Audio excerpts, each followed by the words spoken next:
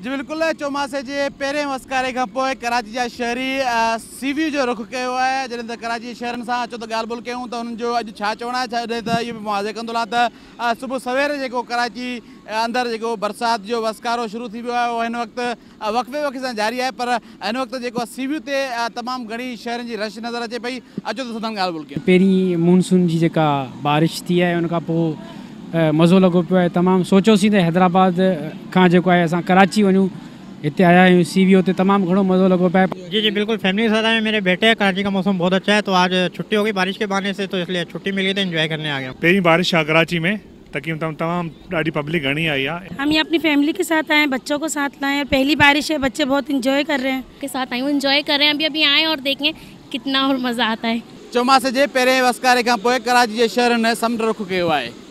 शहरनि जो वधीक चवणु आहे त बरसाति पवे, बिजली हुजे न हुजे, हू समुंड किनारे पहुची इंजॉय कंदा। कैमरामैन अरसलामन सां गॾु अब्दुल्ला सोलंकी, सिटी न्यूज़, कराची।